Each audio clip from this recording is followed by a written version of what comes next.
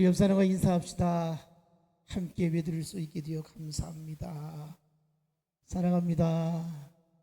축복합니다. 최근 집중호우로 인해서 집이 파손되거나 애써 갖고 놓은 농경지가 침수되어지고 또 축사나 하우스 과수원이 초토화되어져서 망연자실하는 시민들을 볼 수 있습니다.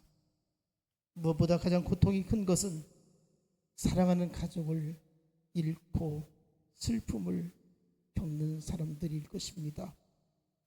더욱이 가족이 물이 휩쓸려서 아직도 시신도 찾지 못하는 실종자의 가족들은 가슴이 타들어가게 될 것입니다. 이 극심한 자연재해 앞에서 한순간에 평범하게 지냈던 일상이 무너지게 된 것입니다.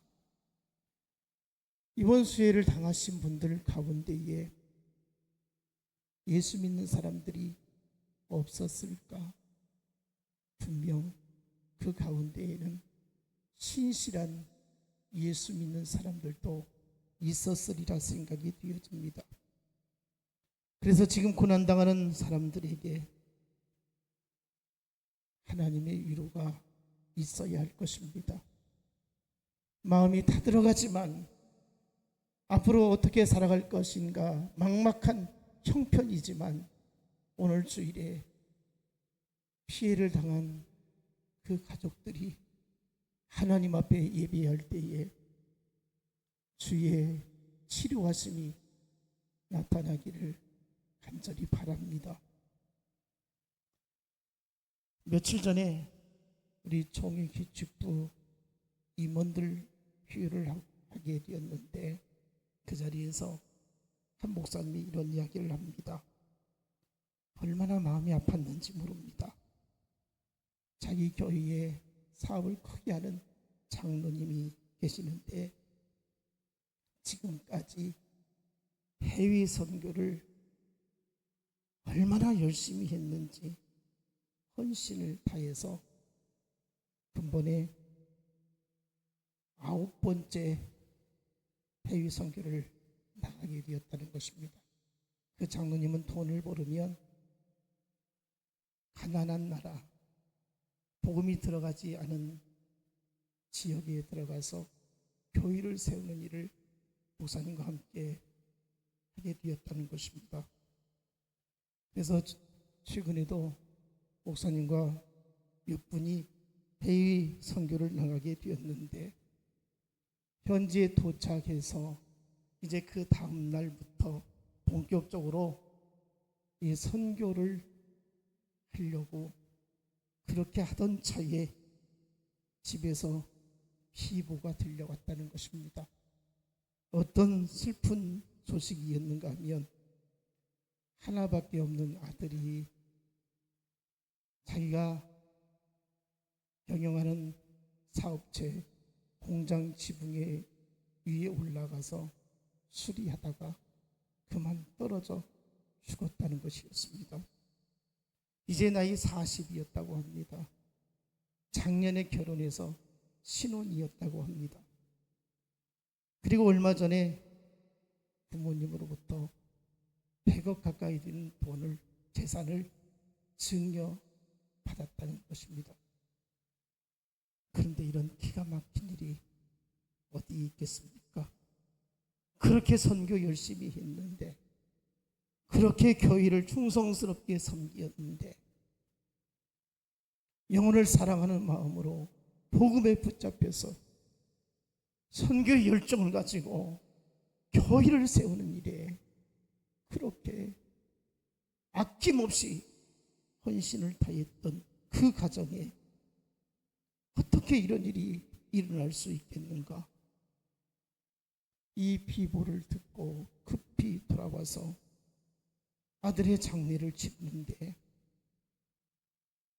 목사님이 그 슬픔을 견딜 수 없는 그 유족들과 성도들 앞에서 무엇하고 위로의 말을 할 수가 없었다는 것입니다. 장례식에서 성도들이 통곡을 합니다. 하나님, 어떻게 이런 일이 일어날 수 있습니까? 장로님이 다름 아닌 선교하러 갔는데 어떻게 그 아들이 이렇게 사고를 당할 수 있습니까?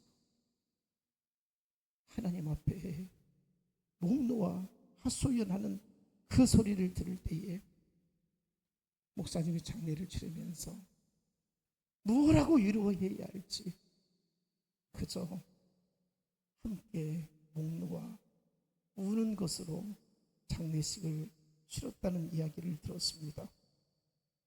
그렇습니다.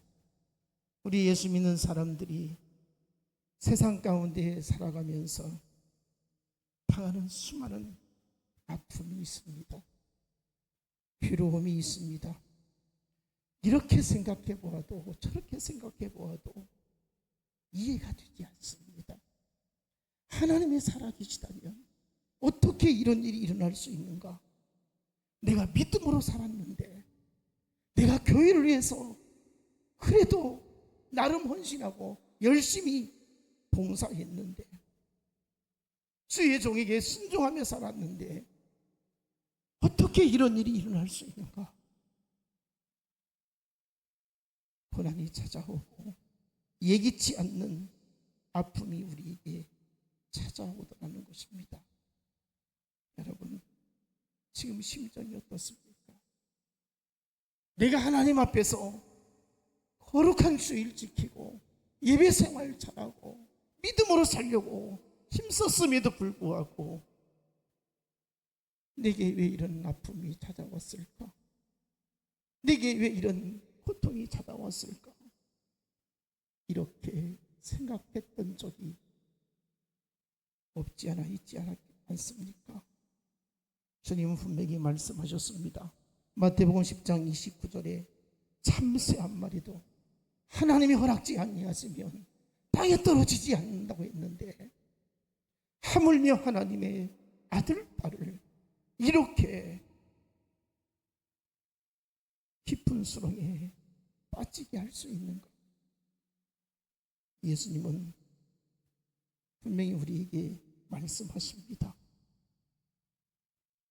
요한복음 9장에 보면 나면서부터 앞을 보지 못하는 거지의 곁을 지나가던 제자들이 예수님께 묻습니다. 저 사람이 나면서부터 맹인이 되었는데 그 부모의 죄입니까? 자기의 죄입니까? 예수님 대답하시죠. 사람이 겪는 불행이나 고통이 그에게서 하나님이 하시는 일을 드러내기 위함이다. 이렇게 말씀하십니다. 그가 다른 사람들보다 더 큰 죄를 지어서 그렇게 된 것이 아니라고 말씀을 합니다. 누가복음 13장에 보면 총독 빌라도가 갈릴리 사람들을 억울하게 죽인 일이 있습니다. 그리고 실로암 망대가 무너져서 18명이 압사되어지는 일이 있었습니다. 이 참혹한 불행을 당하는 것을 예수님께 묻습니다. 이때 예수님이 말씀하십니다. 다른 모든 사람들보다 그들이 더 죄가 있기 때문에 죽임을 당했다라고 말씀하지 않으셨습니다. 그러면서 하시는 말씀이 있습니다. 회개하지 아니하면 그와 같이 당하게 될 것이다. 이렇게 말씀을 하셨습니다. 여러분, 오늘날에도 우리 주위에 보면 장애인으로 살아가는 사람이 있습니다. 중병에 걸려서 고생하며 살아가는 사람도 있습니다. 불의의 사고로 사랑하는 가족을 잃은 사람도 있습니다. 이런저런 가정에 우환이 찾아와서 힘들어하는 사람들도 있습니다. 우리는 가끔 대형 사고가 나는 것을 보게 됩니다. 세월호 사고 때에 304명이 희생했습니다. 이태원 참사 때에 159명이 희생되었습니다. 작년입니까? 오송 참사 때에 14명이 희생되었습니다. 무한 여객기 참사 때에 179명이 희생되었습니다. 그리고 대형 화재로 인해서 얼마나 많은 사람들이 희생되어지는지 우리는 보았습니다. 이렇게 희생당한 사람들 가운데에 거기에는 목사님도 계셨고요, 장로님도 계셨고요, 거기에는 집사님도 계셨습니다. 몇 년 전에 충북 제천에서 큰 불이 나가지고 많은 사람들이 희생한 일이 있었습니다. 그때 목사님들이 조기 축구하고 그 목욕탕에 갔다가 희생을 여러 사람이 당했다는 이야기도 들어보았습니다. 여러분, 신앙생활 잘하고 누가 보아도 복을 받아야 하는데 어떻게 이룰 수 있겠는가? 예수 잘 믿으면, 믿으면 생활 잘하면 형통해야 되고 복된 인생을 살아야 되는데 왜 이런 일이 일어날 수 있는가? 그럼에도 불구하고 우리 그리스도인은 이 세상에 되어지는 이 비극이, 이 모순이 하나님께서 우리를 향하신 섭리가 있음을 알아야 할 것입니다. 그래서 절망하지 아니하고 그 속에서 하나님의 선하심과 역사를 발견해야 된다는 것입니다. 여러분, 우리가 환경을 이길 수 있는 힘이 어디에 있습니까? 이 세상을 이길 수 있는 힘이 어디에 있습니까? 믿음밖에 없습니다. 왜 많은 사람들이 예수를 믿기로 작정하고 나섰지만 얼마 못 가서 낙심하고 교회를 떠나게 되어집니까? 예수 믿으면 아무런 어려움도 당하지 아니하고 모든 것이 잘 될 줄 알았습니다. 아프지 않고 건강하게 살 줄 알았습니다. 돈도 잘 벌을 줄 알았습니다. 자녀들이 잘 될 줄 알았습니다. 가정이 화목할 줄 알았습니다. 어려움이 닥치면 나를 피해갈 줄 알았습니다. 그런데 막상 신앙생활 하다 보니까 생각보다 그렇게 쉽지 않았습니다. 내 인생이 그렇게 복되어지지 않았습니다.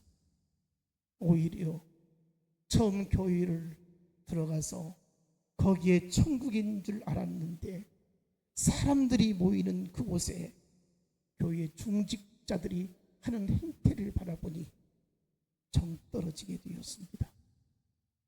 이것도 저것도 영 아니다 싶었던 것이죠.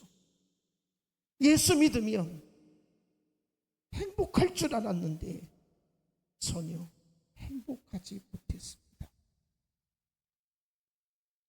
세상 사람들이, 믿음에 연약한 자들이 생각하는 복이 있고 우리 그리스도인들이 생각해야 할 복이 있는 것입니다. 세상 표준적으로 생각하면 신앙생활하다가 낙심하기가 얼마나 쉬운지 모릅니다. 세상 사람들은 보이는 것을 추구합니다. 눈에 보여지고 나타나는 것, 이것이 복으로 여겨집니다. 영 아니다 싶으면 이건 벌 받았다고 생각을 합니다. 기독교의 진리가 무엇입니까? 환난을 당하지 않는 것이 아니라 환난을 극복하는 힘을 가지는 것입니다. 예수님께서 제자들을 향해서 말씀하십니다. 너희가 세상에서 환난을 당하나 담대하라. 내가 세상을 이기었노라. 여러분, 믿음으로 살아야 된다는 것입니다. 환난을 당하지만 환난을 당하지 않았으면 얼마나 좋겠습니까? 우리가 환난을 당할 수 있습니다. 길에서 넘어질 수 있습니다. 사고를 당할 수 있습니다. 몸이 아플 수 있습니다. 자식들이 문제가 될 수도 있습니다. 그렇지만은 그 가운데에서 극복할 수 있는 믿음을 가져야 된다는 것입니다. 우리가 겪고 있는 크고 작은 불행한 일들이 하나님이 어떻게 역사하시는지 축복으로 승화되어지기를 원합니다. 모든 일어난 일들에 관한 하나님의 뜻을 우리는 이해할 수 없지만 도대체 하나님의 섭리를 해석할 수 없습니다. 왜 내게 이런 고난을 허락하셨는지, 왜 내가 이런 아픔을 겪어야 했는지, 이런 생각이 들을 때도 있습니다. 그저께 대전에 갔다 오면서 운전하고 오면서 저쪽에 성당 부근에서요, 갑자기 돌이 날라와 가지고 제가 운전하는 그 앞 유리에 빵 떨어지더니 옥소리 나가지고 깜짝 놀랐습니다. 제가 무슨 생각을 했느냐면, 하필이면 내가 이 앞차에 가까이 왜 왔을까? 차선을 바꿔서 갔으면 좋았을 것을 하면서 앞유리가 깨졌습니다. 그러면서 한편으로 그랬습니다. 뚫고 안 들어와서 다행이다, 이 생각을 하면서 하필이면 왜 이런 일이 내게 올까? 그러면서도 하나님이 뜻이고 섭리가 있으려니 하고 생각을 해보았습니다. 여러분, 우리 인생이 그렇습니다. 모든 되어지는 그 인생 여정을 한번 생각해 보세요. 내가 피하려고 해서 피해졌던가, 내가 무엇인가 성취하려고 힘쓰고 노력했지만 그것을 다 이루었던가, 그렇지 않습니까?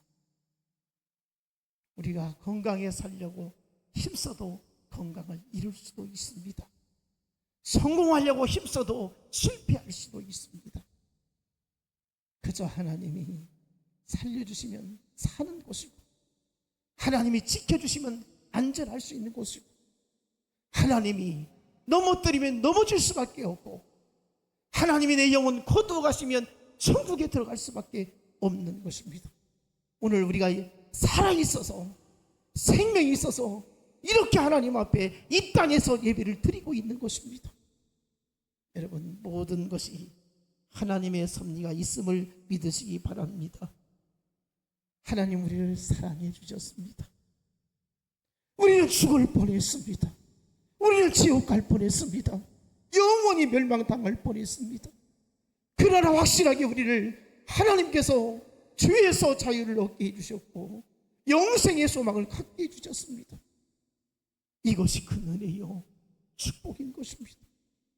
예수 그리스도가 십자가를 짊어지시고 우리의 죄값을 치러주신 그 보혈로 인해서 우리는 영원한 생명을 얻게 되었습니다. 하나님의 사랑을 확신하게 되어진다면 우리는 어떤 고난 가운데서도 일어설 수 있습니다.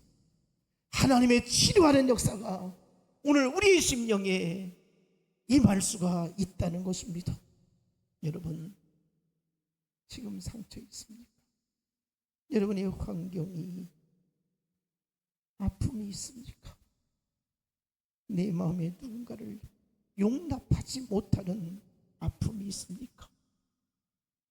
어떤 상처를 가지고 있어도 나는 너희를 치료하는 여호와라, 나는 너를 치료하는 여호와라.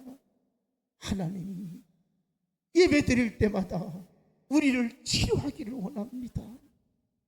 육신을 치료하기를 원합니다. 영혼을 치료하기를 바랍니다.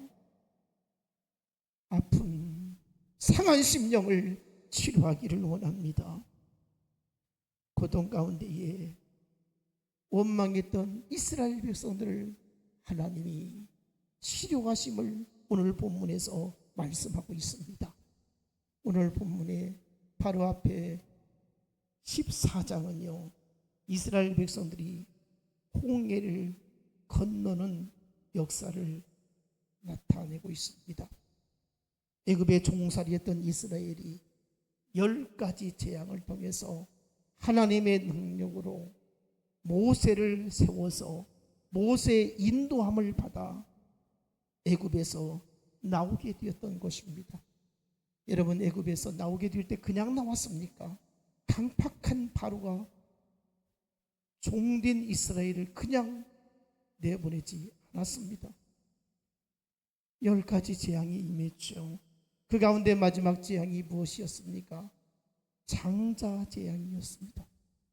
애굽의 첫 것은 사람이든 짐승이든 다 죽는 죽음의 천사가 온 집을 휩쓸게 되었던 것입니다. 그런데요, 하나님의 백성들이 살고 있는 그 집에는 문설주에 피를 바르라고 했습니다. 그러면 죽음의 재앙이 그 집을 뛰어넘는다고 했습니다.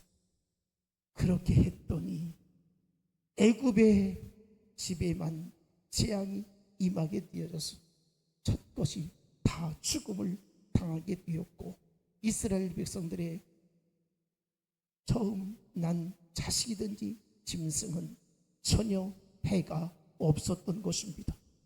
이렇게 되어질 때에 바로가 무서워 떨면서 어서 빨리 나가라고 내보내 주었던 것입니다. 얼마나 놀라운 역사입니까?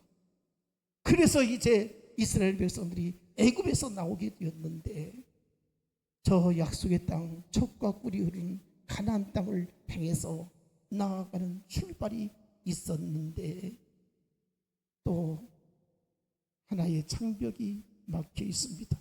그게 어디입니까? 홍해였습니다. 바다를 건너갈 수 없습니다. 하나님이 말씀하십니다.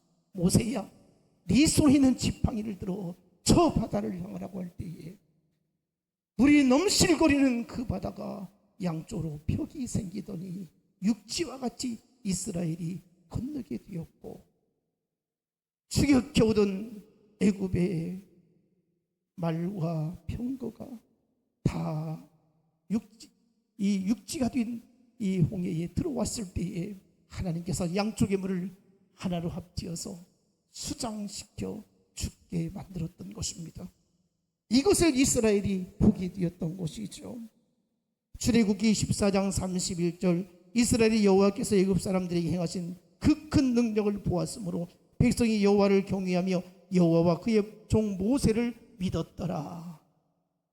홍해를 건넌 이스라엘 백성들은 자신들을 놀라운 방법으로 구원하신 하나님으로 인해서 기뻐하며 즐거워하는 가운데 춤을 추며 승리의 노래를 부르게 되었던 것입니다. 이렇게 기쁨과 환희의 즐거움으로 출발을 또 하게 되었는데, 오늘 보면 22절입니다.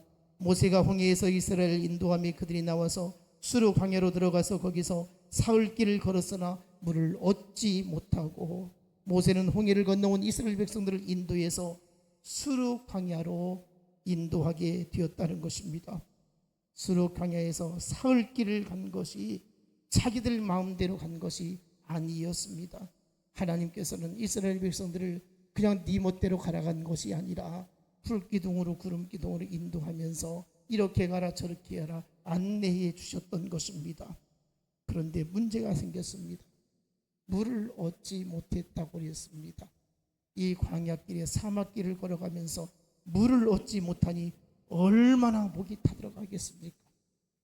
3일 길을 걸어서 도착한 곳이 마라라고 하는 곳이었습니다. 거기에 그런데 불이 있었습니다.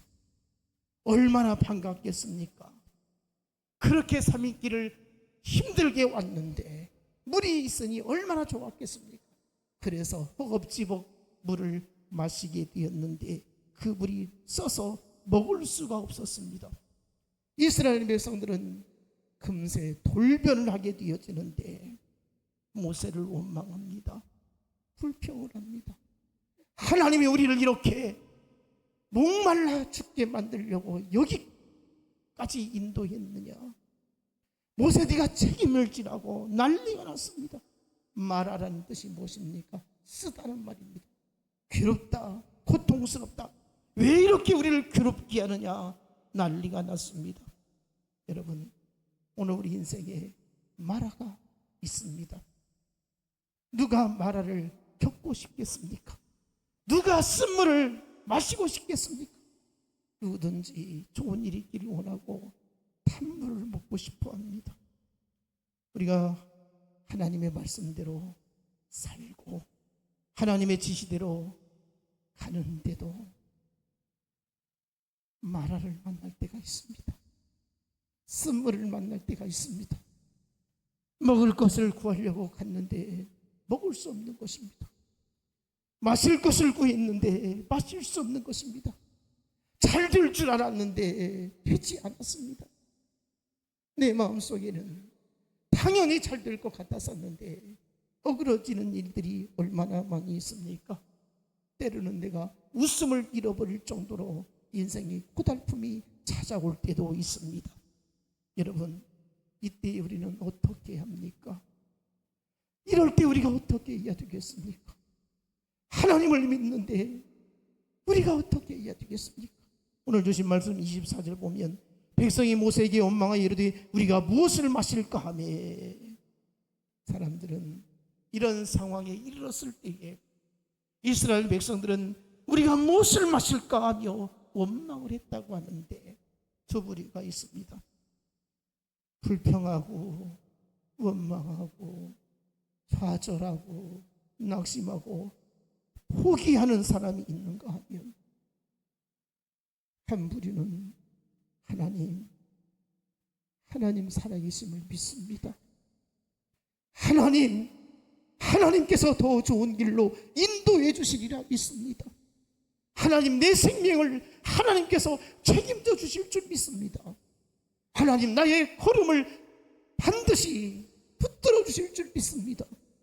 이러면서 하나님을 의지하며 끝까지 하나님을 찬양하고 하나님을 찾는 사람들이 있다는 것입니다. 여러분, 원망과 불평을 일삼으면 내 안에 사단이 역사합니다. 계속해서 사단이 역사하기 때문에 내 삶이 깊은 수렁에 빠질 수밖에 없습니다. 그러나 문제 앞에서 하나님께서 도와주옵소서.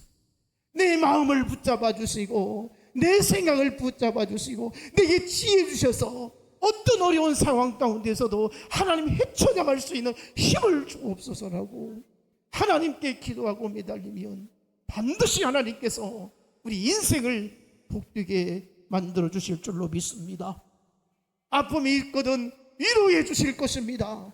고통이 있거든 다시 회복시켜 주실 것입니다. 감사하면 더 감사할 일이 일어날 수 있지만 불평하고 원망하면 우리의 삶은 사단에게 농락당하고 말 것입니다.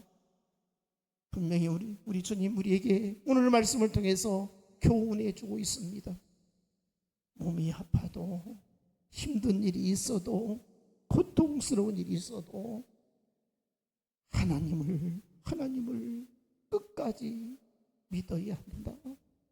끝까지 하나님을 의지해야 한다. 수없이 많은 시험거리가 우리에게 찾아와도 우리는 이겨내야 된다. 이 믿음으로 살 수 있기를 축복합니다. 모세에게 원망하여 이르되 우리가 무엇을 마실까 하며, 이게 무슨 말입니까? 이제는 의미 없다는 것이었습니다. 이제는 끝났다는 것이었습니다.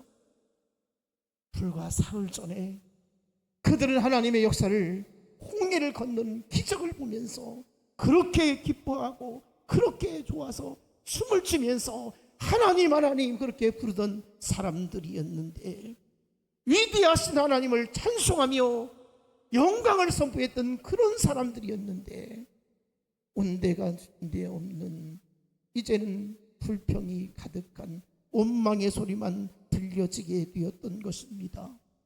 오늘 우리가 신앙생활하면서 여러분, 하나님이 하시는 일을 우리는 겸허하게 받아들이고 하나님 뜻대로 하옵소서. 하나님 인도하여 주시옵소서.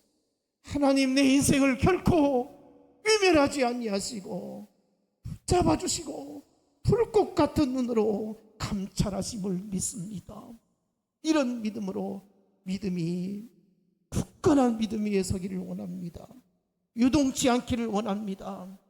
마음이 속상하고 육체적으로 힘든 일 중에도 더욱 하나님을 신뢰하고 기도하며 승리하시기를 바랍니다. 우리는 지금 무엇 때문에 속상해하고 있습니까? 무엇 때문에 이렇게 아파하고 있습니까? 무엇 때문에 힘든 마음을 여전히 가지고 있습니까? 바로 이때에 모세가 하나님 앞에 나아가게 됩니다. 모세가 하나님 앞에 부르짖어 기도합니다. 25절 말씀, 모세가 여호와께 부르짖었더니 여호와께서 그에게 한 나무를 가리키시니 그가 물에 던지니 물이 달게 되었더라. 거기서 여호와께서 그들을 위하여 법도와 율례를 정하시고 그들을 시험하실세. 모세가 부르짖었더니 하나님께서 모세에게 살 길을 열어주셨습니다. 여러분, 모세 그때 나이가 80이었습니다. 그 노인이 어린아이와 또 노인들, 여인들 합치면 무려 200만 명이나 되는 엄청난 사람들을 이끌고 출애굽하게 되었던 것입니다. 얼마나 힘들었겠습니까? 얼마나 지쳤겠습니까? 모세 또한 하나님 왜 우리에게 이런 고난을 주십니까? 라고 왜 생각이 없었겠습니까? 그런데 거기에서 누구 하나 자기들의 인도자였던 모세에게 모세 선생님 힘드시죠? 이렇게 말했다는 기록이 없습니다. 그저 원망하고 불평하고 아우성치고 그랬다는 거예요. 여러분, 우리가 신앙생활 행복하게 하려면 주의 종을 위해서 기도해 주시고요. 여러분이 힘들 때 주의 종은 몇 배 더 힘들다는 것을 깨닫기를 바랍니다. 그래서 모세가 하나님께 부르짖습니다. 하나님, 어떻게 해야 됩니까? 하나님이 답을 주시는데 한 나무를 가리키면서 그 나무를 물에 던져라, 이것이었습니다. 모세가 하나님의 음성을 듣고 그렇게 했더니 쓴물이 단물이 되어지게 되었던 것입니다. 얼마나 놀라운 역사입니까? 여기서 한 나무가 무엇을 가리킵니까? 우리 인생의 생명이 되어주시는 예수 그리스도이십니다. 우리 인생에 예수 그리스도가 들어가야 됩니다. 예수 그리스도가 우리 가정에 임해야 됩니다. 예수 그리스도가 우리 교회에 임해야 됩니다. 세상의 그 어떤 것도 우리의 힘으로는 해결할 수 없는 것, 예수의 피가 해결할 수 있습니다. 여러분, 우리에게 얼마나 많은 시험거리가 있고 우리에게 얼마나 많은 고통이 찾아옵니까? 우리에게 수많은 쓴뿌리가 있습니다.